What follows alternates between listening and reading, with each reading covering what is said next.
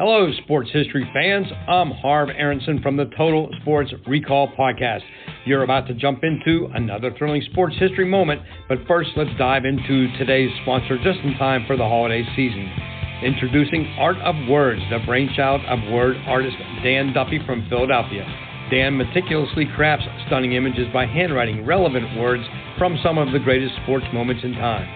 These unique, budget-friendly illustrations are the perfect gift, sparking cherished memories and capturing hearts. Choose from city skylines, sports, history, and musicians to find a piece for everyone. And here's the exciting part. For that sports fanatic in your life, gift them a piece of their favorite team or player's history. Art of Words tells a compelling story. Explore collegiate stadiums, each meticulously crafted with every football victory etched in words. Or venture into baseball stadiums, handwritten with every player from the team's illustrious history. Don't wait. Order a print today for yourself and your loved ones this holiday season. Transform your wall into a gallery of captivating art and surprise your family and friends with a print of their own. Use code SHN15 at artofwords.com for a 15% discount on your order in November and December. Visit Art of Words, where words magically transform into stunning art, evoking cherished memories and touching the hearts of those you care about. Again, use the code SHN15 for a 15% off at artofwords.com. Blog Talk Radio.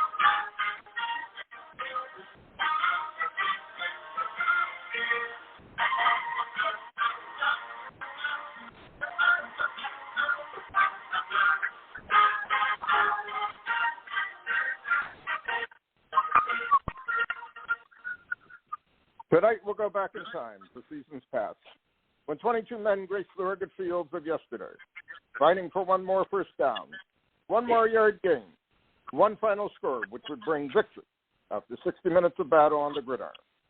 Tonight, we'll explore the world of Gridiron Greats. Welcome to Gridiron Greats, football history and its memorabilia. The Gridiron Greats Publisher and Broadcasting Network, in conjunction with Swick Enterprises, and we're live from the Southport, North Carolina home, Gridiron Greats Magazine. I'm Bob Swick, publisher and editor of Gridiron Greats Magazine, and I'll be the host for your show. Gridiron Greats is the only publication in America that focuses upon the history and memorabilia of the North American football game since its inception in 1869.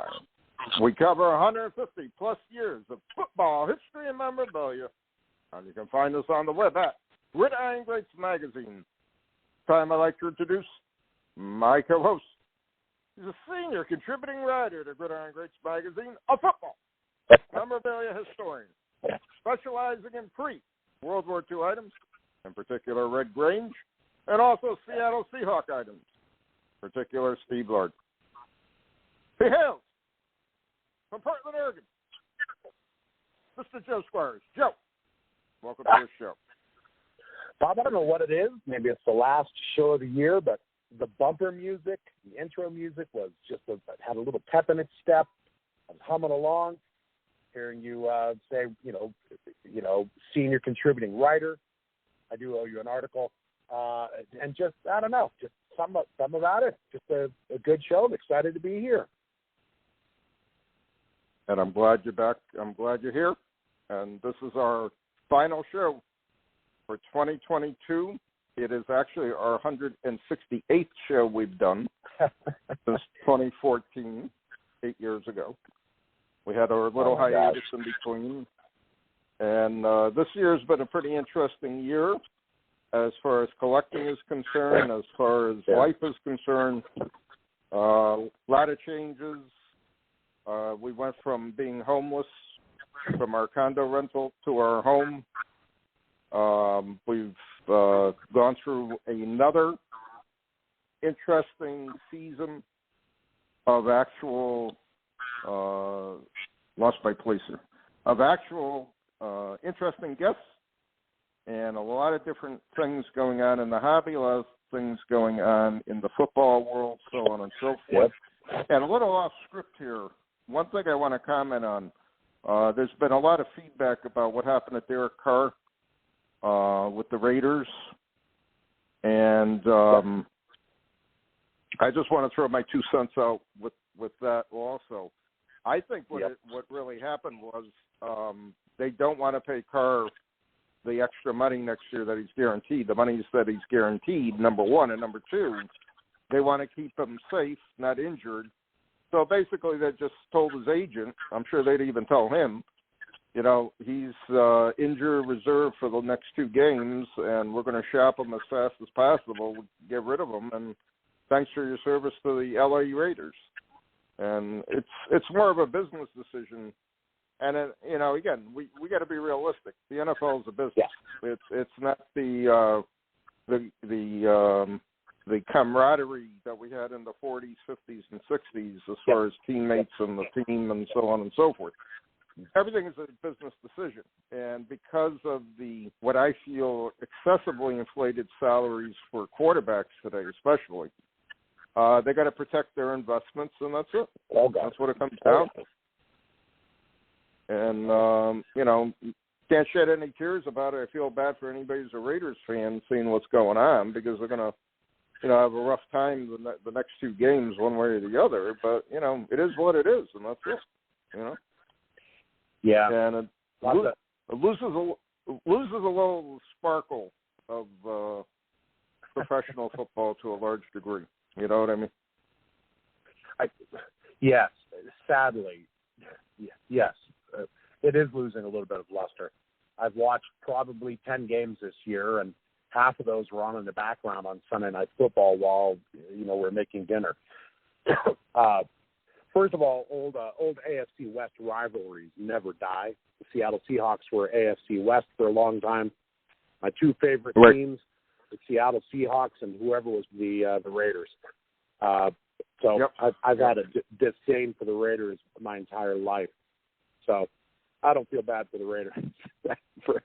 I feel bad for Derek Carr, yes. I mean, I remember the first time I heard somebody make a comment, that was a career decision. And I forget who it was, but it was a safety who had a running back break into the secondary. And so you've got this, 170, 180-pound safety who's going up against this 220-pound running back. And the guy barely two-hand touched him as he blew by him into the end zone. And the commentator said, well, that was certainly a career decision not to try and tackle that guy. And I had to ask my dad what he meant. And he's like, you try and tackle a beast like that at Bo Jackson, you're going to get run over. So that was the first time I heard that, and it made sense. And unfortunately, we've been muttering career decision a lot more lately, haven't we? I mean, you're seeing it in college bowl games where people are, where players are declaring themselves, I'm not going to play in this bowl game because I'm going for the draft. I mean, which is tough. It's tough on your team. Right. It's changed the complexion of the game dramatically. That's why it was very invigorating for me to actually see Army Navy in person, see real football. I call it real football because it is real football. It's basic football. Oh, absolutely. And I'm very fortunate living down here. We became friends with a family, and their son is like a walking encyclopedia of Army football.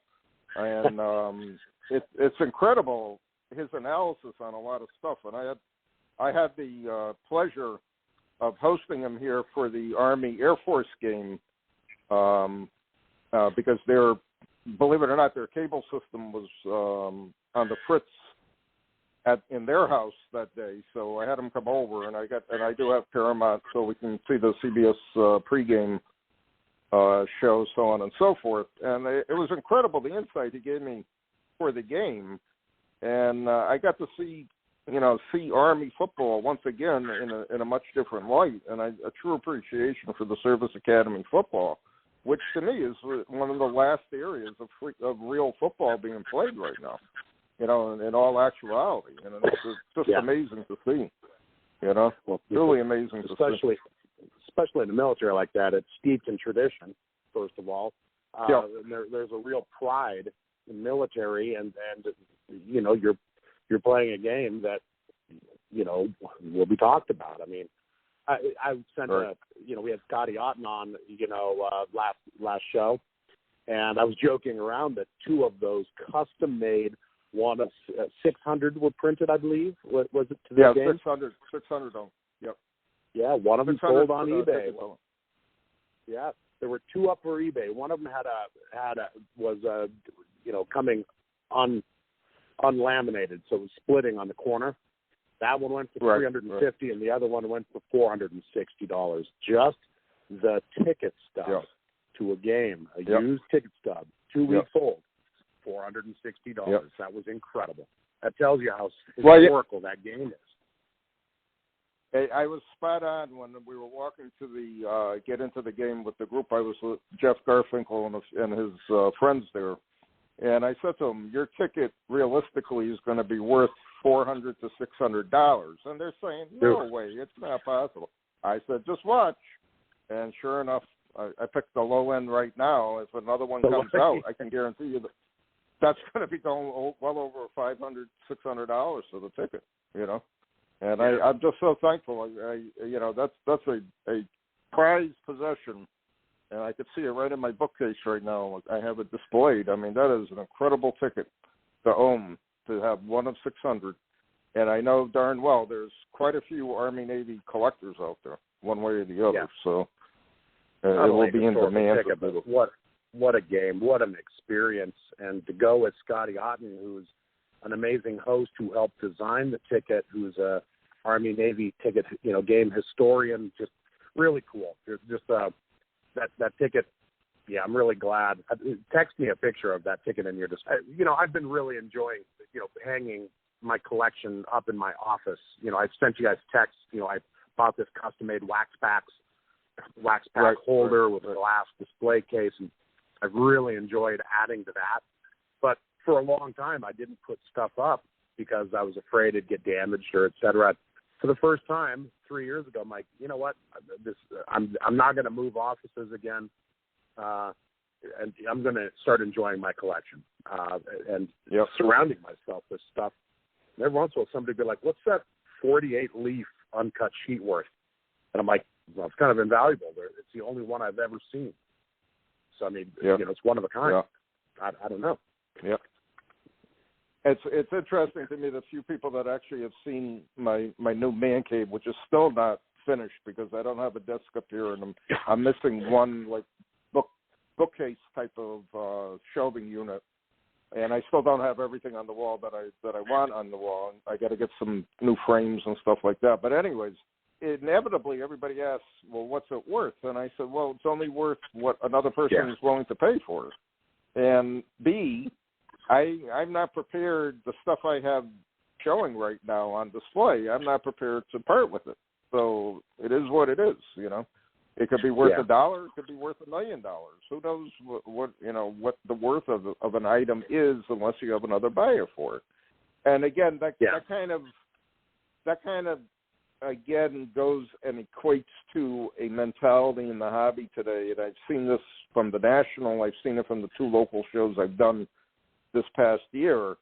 The graded card in the PSA holder of the basketball player or whoever is just a commodity being traded. I don't really think there's a great deal of love for the item. It's just that if this card in PSA 9 is a $500 card and you're selling it to me for $400, I know I can get $500 for it. And therefore, it's worth me spending the $400 to get the $100 extra dollars out of it. You know what I mean? Yeah. And it's a sad, to me, in a way, it's a sad commentary of the hobby because all you're doing is you're looking at everything in dollars and cents, which I get to a certain degree, but what does it mean for the future of the hobby? I really don't know, other than we're going to have a bunch of graded cards everywhere, and that's what it's going to pretty much come down to. We're going to eliminate all other physical the hobby, ticket stubs, programs, media guides, everything. We could just do that electronically. Yeah.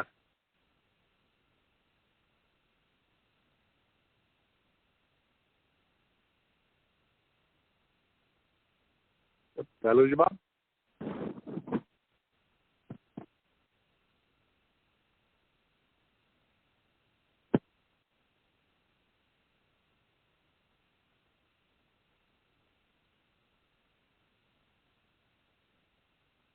Bob, did we lose you? You there, Joe? Here's some background, Russell. Okay. Accidentally hit mute, or? Okay.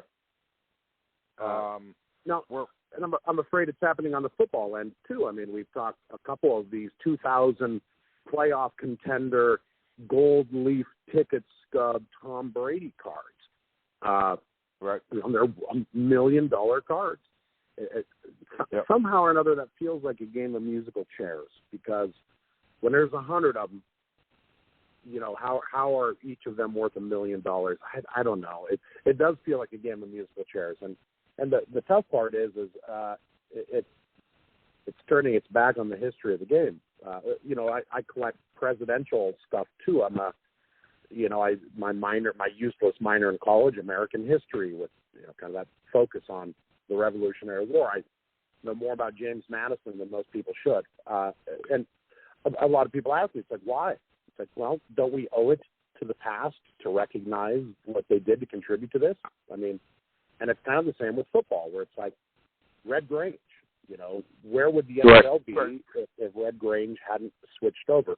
Eventually, they would have made it. There were a lot of up-and-coming stars, but Jim Thorpe didn't bring the NFL. Well, I mean, he was retired by then, but I don't know. It's we owe it to the past to acknowledge what it did to bring it where we are now. I mean, and I don't know. Exactly. That's why I like Red Grange, et cetera, and that's why I struggle with a modern card.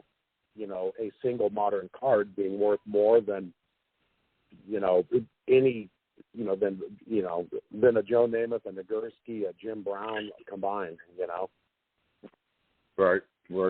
And again, it's just we've seen this happening for years now, and I think because of the influx of young person's money in there, and again, for 3 shows I've seen this past year that I've done, I see a lot of very young people in their probably late teens, 20s, so on and so forth, with their carrying cases and their backpacks, and they're buying and selling thousands of dollars of cards, and that's it, and that's what they're looking at, that's what they're buying, and that's what they enjoy, and I guess that's the hobby right now. You know what I mean? And then you get the old timers like us, who still prefer older cards and or older memorabilia, older paper, so on and so forth. And where's that market? I really don't know. I really got to take a serious. I really look at it seriously, because again, seeing what I've seen, what I saw for 3 shows, including the national, it kind of blew me away. You know what I mean?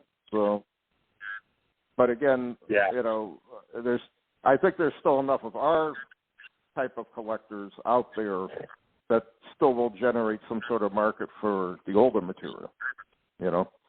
Yeah. Well, rewinding to something we talked about in the last show, that 65 Topps Cowboy Wax Pack that's going in memory lane hit about 8,500, 9,000 a couple days ago, with about a week to go. You might be might be close with your assessment of a $15,000 pack. Yep. I might have feeling that's what it's probably going to end up. And somebody who could afford it Just break it open. Have some fun. Hey, look at there another pack out there? Go ahead. I'm sure there is. I could probably buy a wrapper and rewrap one and have the proper sequence. Is there another wax pack out there? What is the most valuable vintage pack? Would a 58 be, if an authenticated 58 nickel pack came up? If a 48 leaf pack of this? I mean, this is one of the rarest packs I've seen. I've seen a 48 Bowman, but I mean, is there another pack? I mean, we don't even know what the final hammer price would be, but right. You know, will this set 65 tops as the most expensive vintage wax pack? I mean, let's say it would 15K. It'll be truly amazing if something turns up out of nowhere, or there's a warehouse find of something somewhere. Yeah, okay. You know, in some barn, you know, in the middle of nowhere type of thing. But again, you know, that's the fun of the hobby, because you never know what's going to be found, never know what will be discovered again. And hopefully, if it gets appreciated in the hobby, one way or the other, you know what I mean? Yeah. So, I don't know. What this flushes out of the collections, if somebody's like, oh, holy crap, I've got a couple of those, let me send those off to get graded. You never know who's watching it with something like that in their collection, who it entices them out. Like, oh, I had no idea. But, I mean, there can't be that many of those 65 tall boy packs out there. And no, not at all. Even at a 10 to 15K price, that's maintainable. Right. I guess my question is, think of another pack that if it came to market, that would be more valuable. I mean, 48 leaf, 52 Bowman.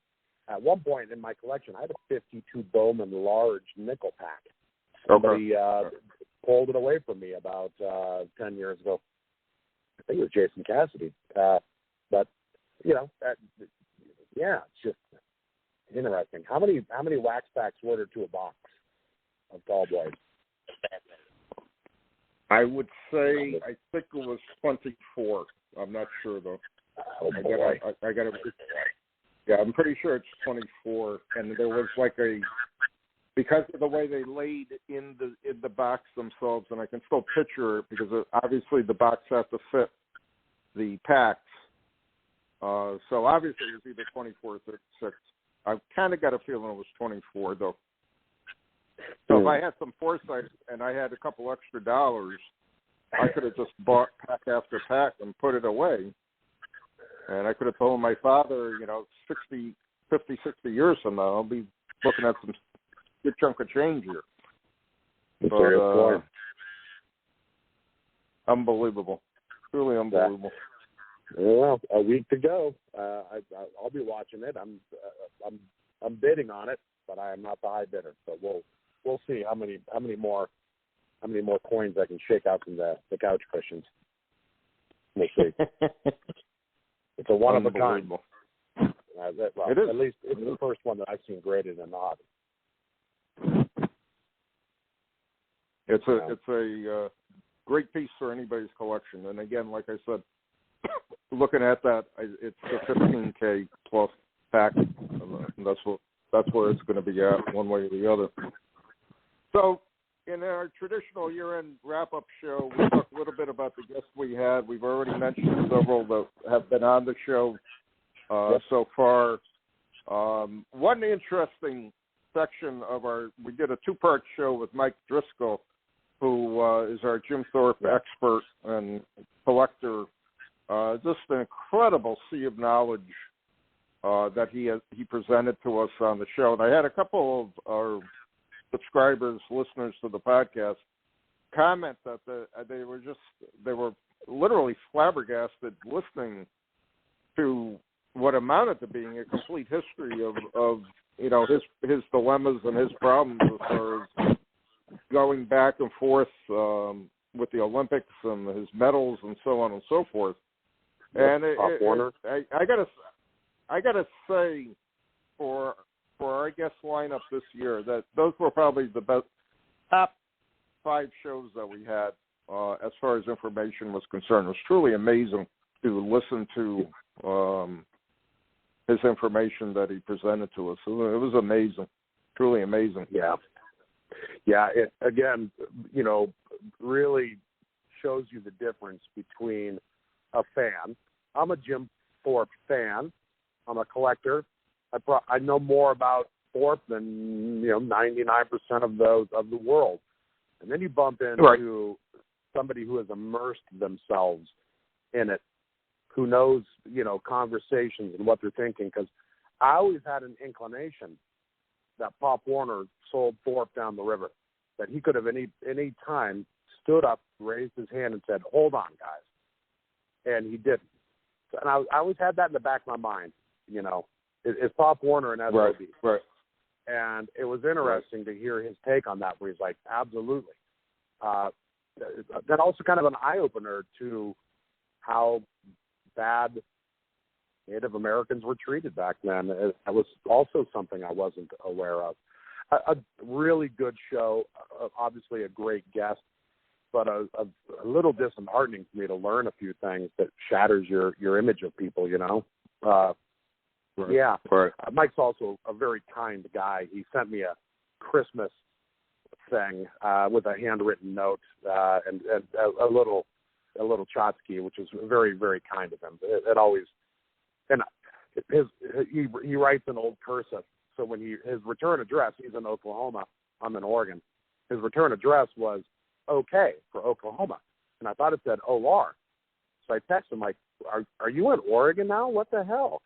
He's like, "No, I'm in Oklahoma." And I'm like, and I sent him a picture of it, and he's like, "No, that's okay." A funny little back and forth with us. But, yeah, it took me a second to realize who it was from. Yeah, what a great guest! What a boy, and an absolute historian of Jim Thorpe, and some of the stuff in his collection, the book, I'd never even seen pictures of what Thorpe's gold medals looked like. Incredible, just incredible. And also makes me good to know nobody knows where those medals ended up. I always just assumed somebody, wink, wink, nudge, nudge, knew where they were, and we'd see them in Heritage or something like that someday. But Right. And to complement what Mike talked about, we had Jeff Benjamin on earlier in the year.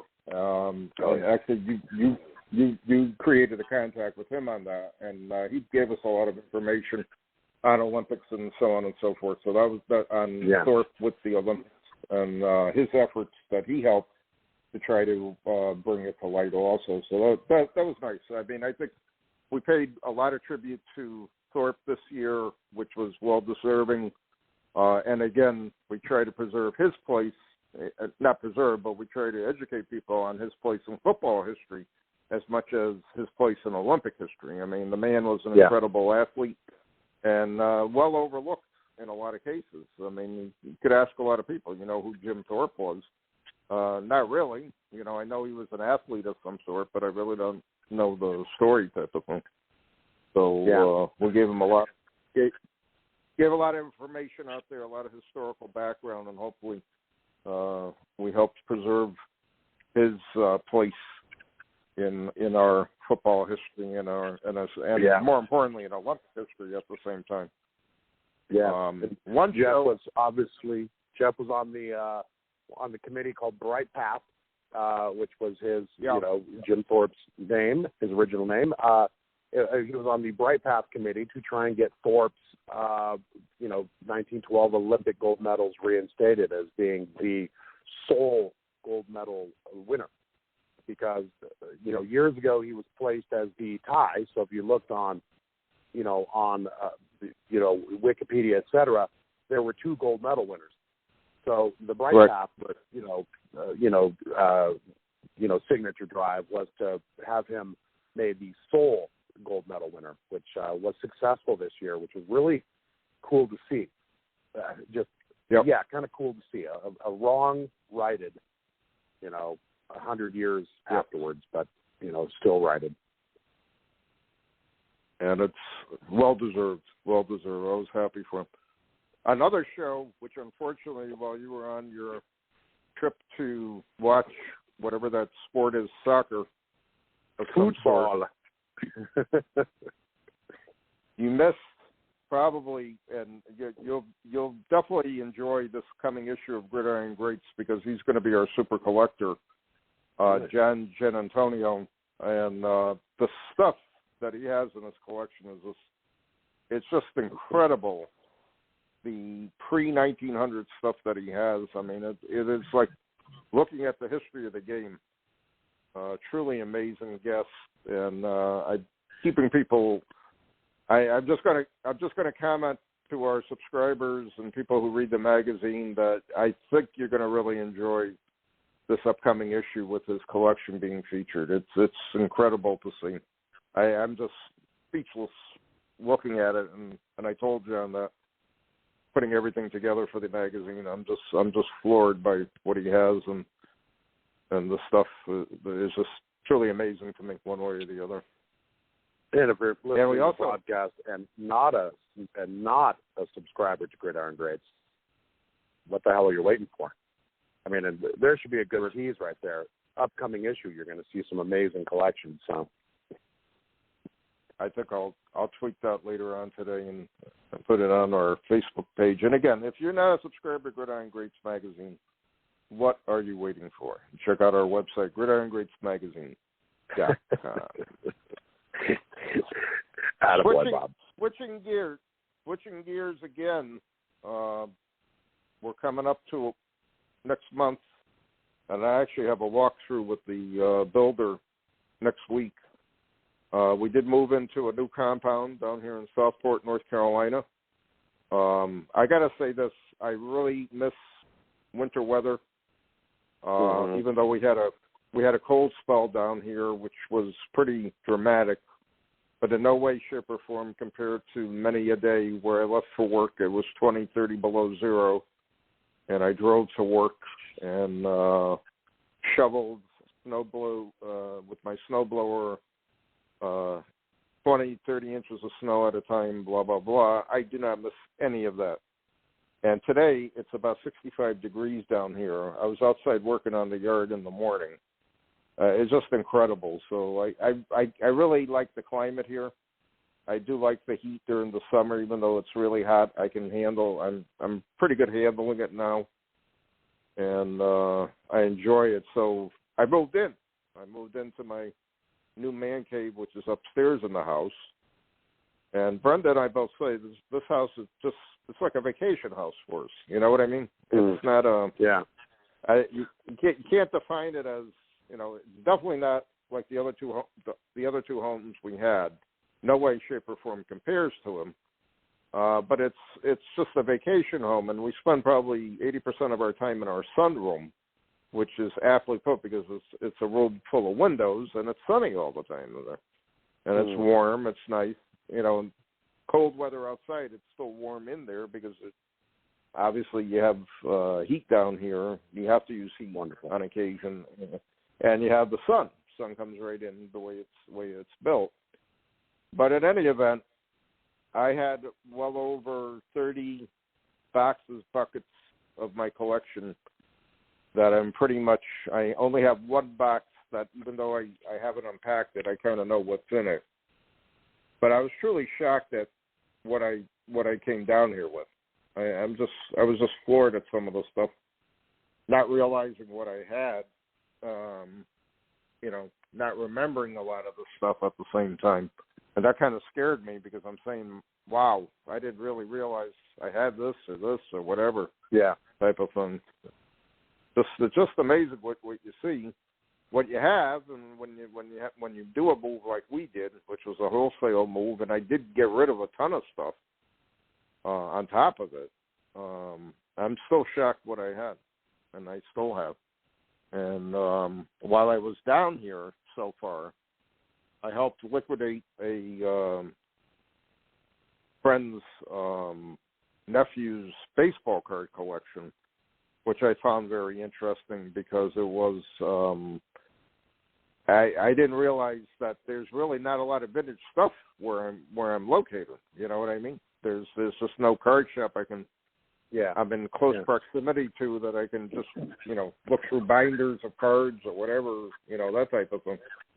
So it's a different atmosphere, a different market, especially at the card shows. The card show I did in Wilmington, I had a lot of comments from dealers and people passing through. Wow, I never saw any of this stuff, and it wasn't like your traditional and usual all graded cards on the table, and there was really nothing else there. You know what I mean?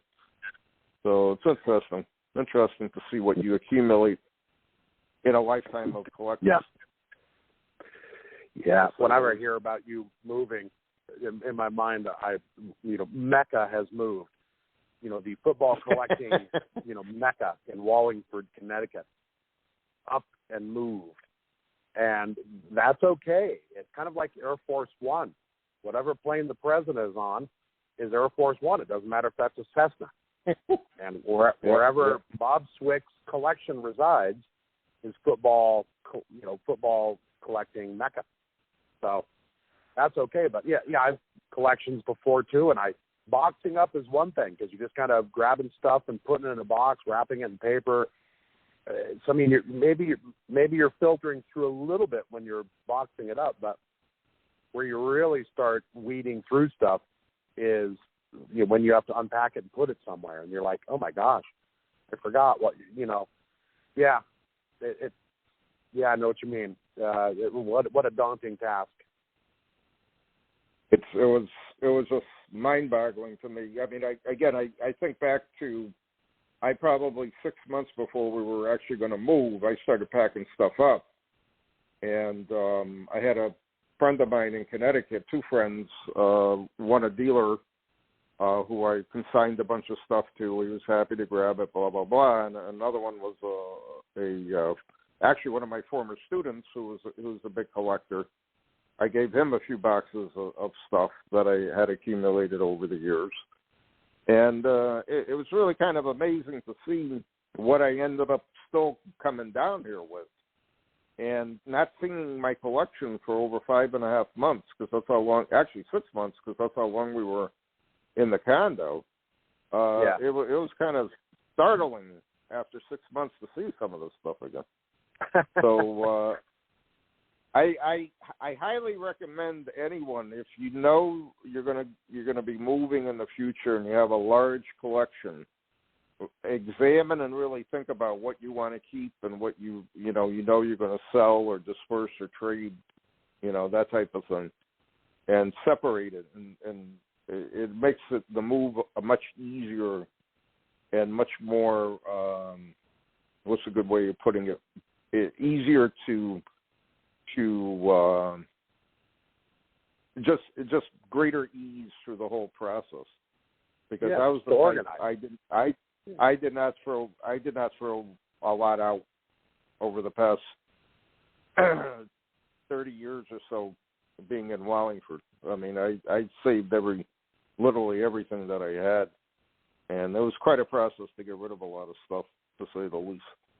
For example, Beckett magazines coming out of my ears, and there's not really a big market for them anymore, especially unless you have the earlier issues, which I had, and I consigned some, I gifted some, so on and so forth.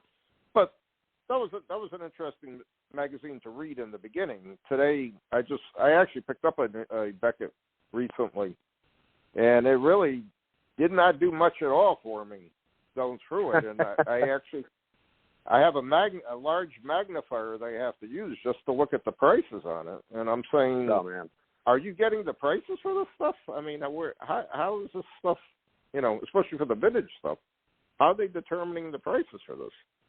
That type of thing. So kind of interesting to see. I think we all go through those evolutions. I've had many ebbs and flows in my collection where I've collected unopened. At one point, 48 leaf was my set.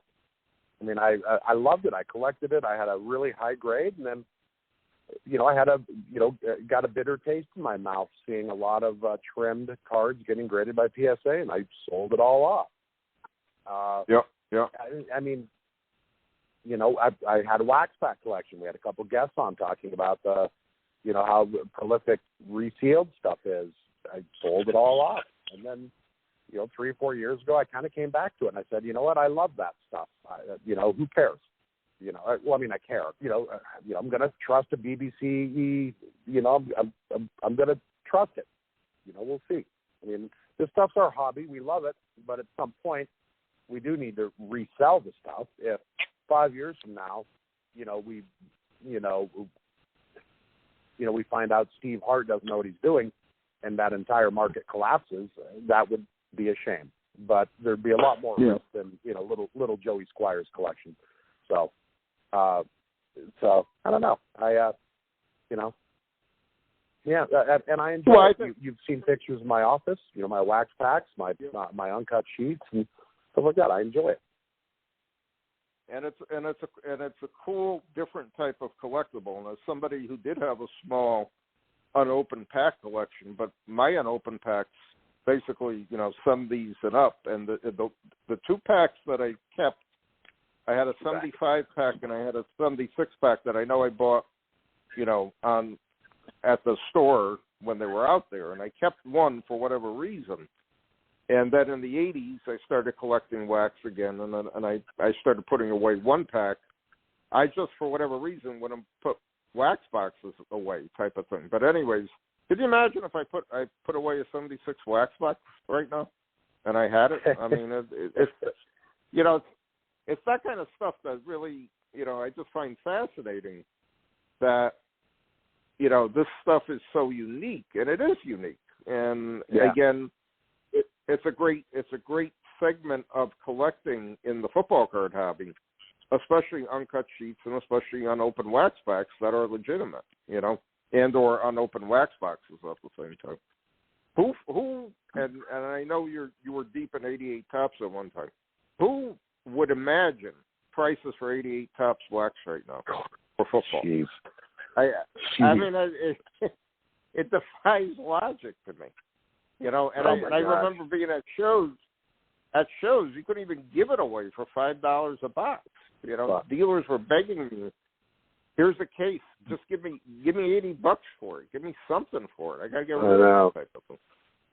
I think I mentioned on the PSA boards once. There was a guy trying to sell like 288 boxes, but the cost of shipping was more. I think he wanted $5 a box or something, but the cost of shipping was more. And I reached out. I'm like, I'll take him. He lives in Seattle. I live in Portland. Live in Portland. I'm like, meet me in Centralia, which aptly named is centrally located between Portland and Seattle. And I drove up there, met him, and I didn't think about how much 200 boxes of 88 weighs. Loaded up in my Ford Bronco and drove away with the ass of my Bronco dipping a little bit. But I sat down in my basement and I opened up some. I sent some in for grading, and I ended up with 100 boxes. And I couldn't open enough. It was boring to me. And then at some point I sold some. I gave some away. I ripped some. Et cetera. And then as I circled back 4 years, I'm like, I want to start getting back into collecting. Those were $100 boxes. And I'm like, what the hell? When did that happen? I would have loaded that Bronco up and driven 200 boxes to Steve Hart. Said, here you go, grade these and sell them on your website, man. Jeez. But it's incredible. Yeah. It's incredible. And 88 is 88's kind of, 87 has popped. I mean, it used to be 87 and 88 with a redheaded stepchild, but even 87 is, $200 a box now. Right. Yeah, it's pretty interesting. It's interesting to see for me, especially let's use 87 as a base year. It's interesting to go back 35 years and see the massive flow up and down of all these different segments of the hobby and what it went through. The junk wax era, with now that's not junk wax anymore. It's valuable wax. Yep. The massive amount of printing of all these different sets. Now we're down to one company printing all the different variations of the set, which defies logic. And, it's just one thing after another, and the consistency was always there to me. I always felt comfortable because I knew Topps was there, and I knew I could open packs of Topps. I could find Topps at shows. I could put together the set myself, and I was only interested in the base set. 1992, I gave up on all the inserts because they started having like 5, 6, 7 insert sets, so there was no fun with that. And then 2015, Topps cannot print football anymore. Well, you know what? That ends it for me. That ends my fun with Topps, and I can't get into a surrogate Topps for 2016 afterwards. So then I say, okay, I can do a Packers police set, and I know that's still available. And then what happens with that? That ends too. One of the longest running police sets printed ends. So I'm kind of lost in the card market. To kill time last not this past fall, a year ago while we were in the condo, I'm buying packs from Walmart of football cards. I'm opening them up, and how many more insert sets can you possibly have in a pack that can never be completed? I mean, what's the fun in that? I mean, it doesn't make sense to me. But again, it didn't do anything for you. It didn't do anything for you either. There wasn't a sense of completion. I mean, there was no checklist. There's no sense of anything other than I just spent $100 on a bunch of wax packs. And for what reason is beyond me. And then I'm looking for the show or going to the show, so I'm bringing some of this new stuff. I got a little sign on my table, I have 2021 football commons and inserts if anybody's interested. I don't get one person at all who even inquires from the sign, oh, yeah, do you have such and such a player, or, I'm looking for, whatever, Falcons cards or whatever, Panthers cards, nothing. Yeah. So I just have to laugh about the whole thing. And this past fall, I bought exactly one 2022 pack of Prestige football in Walmart, and that was it. I did not. Just to see I'll admit, Bob, what it was after like. hearing you talk about that, I went on Target.com and ordered 2 boxes of each too. I have no idea what's in them. I don't even know what they look like. I just put them on a shelf. I'm like, well, who knows? These might be worth. Yeah. Who knows? Who knows who's Tom Brady parallel refractor black, one of 30 chrome green edged card might be in there someday. Yeah, I don't even exactly. know. It's just comical. But I'm kind of right behind you. You mentioned we had a house fire back in April, and kind of an odd thing. I mean, everybody's safe. We were out of town and just had a power line, catch fire, drop down, hit our house, and catch it on fire. You feel helpless to be out of town when something like that happens. I'm, had my construction manager over there, and he sent me a picture of the basement. He's like, it looks pretty good. There's some water on the floor, and I circled some stuff. I'm like, I need all of that out of there and to the shop. That represents a lot of money. Put a tarp over my safe, protect it. But ditto, I boxed everything up. I wiped it down just in case there was some smoke on it. But over here, and I wiped it down. The safe was in good shape, so everything in the safe got moved to a different location. But I have all my stuff in a box, and I'm waiting until the house is complete to move it back. But I'm kind of going through the same thing you mentioned, where some of that I've kind of lost luster because I was, I had books, 9-page, or 9-pocket, notebooks, 3-ring binders filled with. I bought the 65 Philly set, and I wanted it raw just so I could enjoy it.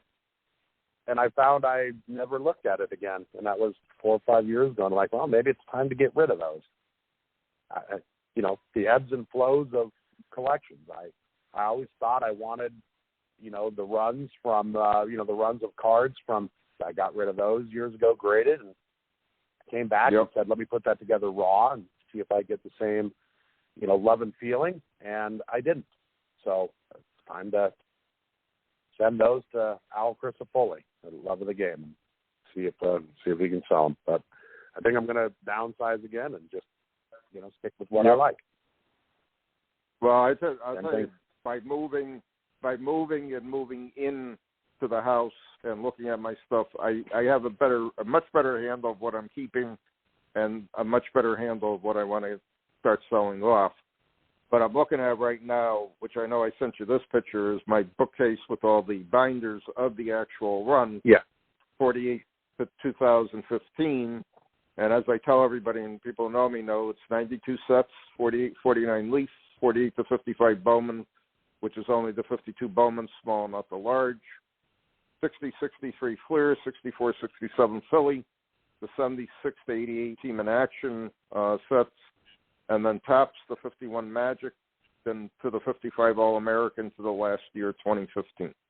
And I always tell people, that's the last thing to go if and when, A, I go, and B, if I'm going to sell it, type of thing. That's the last thing that possibly is going to be sold. Everything else can go before that. But that's my run. That's still my baby. And like looking at it, and I do, unlike other people, I do pull out binders at least twice a week, and I look at the sets again. And then I also make notes if I ever find, such and such a card in better condition, I want to upgrade it, because I'll tell you, 48 right up to 57, I got a lot of beater cards in there. I got a lot of nasty cards in my collection. And I don't make any, I don't make any, excuses for it, and I'm not worried about it one way or the other, So if you saw some of my cards in 48 and 49 Leaf, you'd be laughing to see how bad. I'm laughing at the thought of it. And again, when people, we've talked about this numerous times over the years. If somebody shows me a PSA 8 or 9, 48 or 49 Leaf card, I tell them I don't even know how that's possible, because in all the years I put that set together, and looking at my set, probably the best graded cards I have in my 48 and 49 Leaf set are right around X plus. Yeah, I don't have a near mint card close in those sets, because I never saw a near mint card of 48 and 49 Leaf when I was putting it together back in the 80s and in the 90s. So don't tell me it's all there, because they're not. And we beat that as a dead horse over and over again. That the cards were doctored, trimmed, clean, whatever. And it's comical to see 48 and 49 Leaf. And for me, an upgrade is VG, X, or X, and that's it, It's interesting. Yeah. I had boxes and boxes of 48 Leafs that I would buy so I could measure them, so I could start seeing what normal cards were. And when I was trying to piece together what the uncut sheet looked like, 10, 12 years ago, I was, buying all those miscuts so that I could put a loop to, what the border card was. You could just see a little bit, and I'm, looking at all the other backs, and then, it was an obsession. It was fun, and now, our doctors soured me to that for sure. But I've got some unpacking to do in about 8 months as well.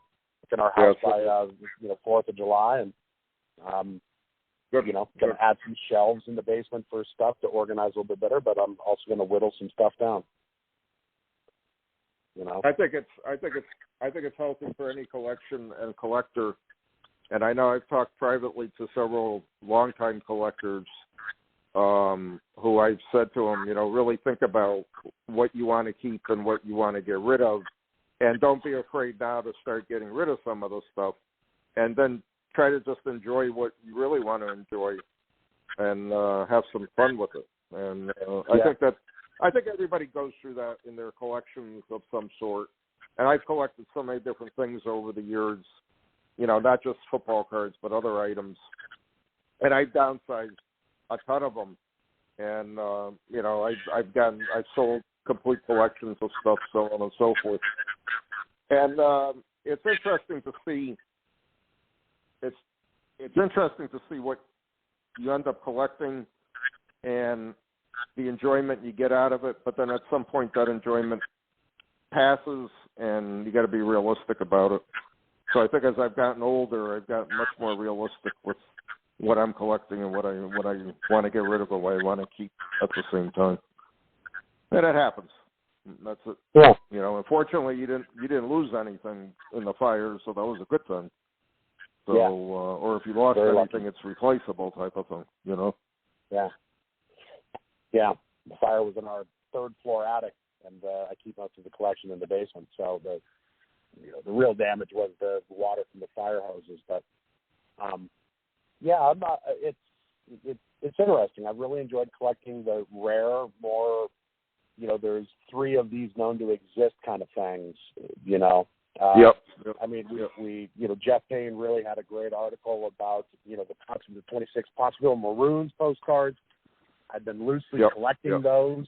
I was about halfway there, and suddenly I gave myself a push to kind of get there. As Jeff mentioned, we did a really cool trade, for some star player candies for some Pottsville Maroons. That made me feel really good. Yep. It made me feel like I was back on the school bus with cards in my lunch pail. Yeah, I get it. So I get it. Most of my rare stuff can fit, in a shopping cart right now. I have like 3 shelves in my safe filled with these, rare things. It's pretty cool. I really enjoy that. I really enjoy being focused. But then we have the things you're passionate about. You said these are my babies. My 79 tops, 80, 84. Those are my babies, and I will always have something of those around. Because for me, it's 60 to 69. But that set of cards, you got Fleer, you got Philly, you got tops. Can't ask for anything more there. I mean, that's this. And again, I've always debated as the years have gone on. Maybe that's the last things that I actually sell if I'm going to sell them, and break up the run that way. And then, I'm comfortable now. I like my run the way it is, and I enjoy looking at it, and I enjoy the occasional upgrade I can make on the cards here and there, and it's enjoyable, to say the least. Yeah. Well, we're down to about 2 minutes, so we're going to start wrapping things up. We're going to wrap up 2022 today, last show of the year. And Joe, we're going to go into our 2-minute warning. I hand off to you. What'd you pick up this? Not this show, but what'd you pick up this show? I think my excitement at the bumper music and your intro was another year of humbly being your co-host, on Gridiron Greats. It's amazing. I say it all the time. I've got the best seat in the house. I get to talk hobby with Bob Swick, the captain, every couple of weeks. It's cool. It's fun. I don't know. So I just another year of great shows, trials, tribulations, ebbs and flows of collections, talking to amazing people. And the more people we talk to, our question at the end, what advice would you have to collectors? We seem to get a lot of the same answer. Collect what you love. Be a kind person. Be good to the people around you. I mean, have fun in the hobby. And it's so spot on. We're starting to hear that so much more, and I love that. Because that's what the hobby's been about to me. I've gone to nationals, and I've barely walked and looked for cards. I've walked over to people's setups and sat there and talked and had lunch and waited for dinner. It's pretty cool. Another year of being, your sidekick, your co-host, and thank you. It's humbling to be able to dial in and talk ball with you every couple of weeks. Thank you. I appreciate all your efforts, Joe, and you went above and beyond this year with everything going on. You got some good guests from your contacts and leads, and we're working on a few for next year. So we'll be back in 2023. Well, that's a weird sound. And We're gonna have two strong shows to lead off January. We'll be back again. Check out our website, GridironGreatsMagazine.com. That's it for 2022. Joe, thanks for all your help. Ooh. Thank you if you're a subscriber and a reader of Gridiron Greats Magazine. It's definitely appreciated. And thank you for listening to our podcast. That's all I have for today. We'll see you next year. Take care.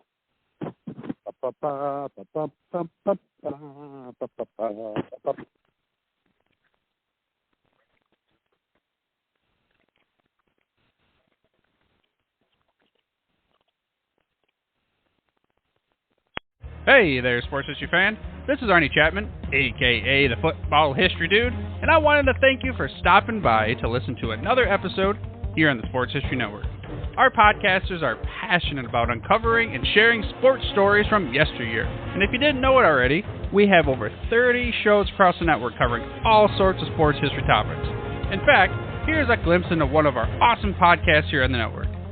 Each week, the official Football Learning Academy podcast will take you deep into the history of pro football through interviews with players, coaches, or administrators in the NFL, as well as interviews with Pro Football Hall of Fame selectors, authors, and historians. You'll learn how the game evolved and important moments that shaped the sport into what it is today. And don't miss the Pro Football History Nugget of the Week. Listen to the official Football Learning Academy podcast on the Sports History Network. How about that? I bet you're super hyped to go listen to that new podcast, right? Well, to learn about this show and all the other podcasts on the network, head over to sportshistorynetwork.com/podcast. Again, that's sportshistorynetwork.com/podcast. Head over there today to find your next favorite sports history podcast.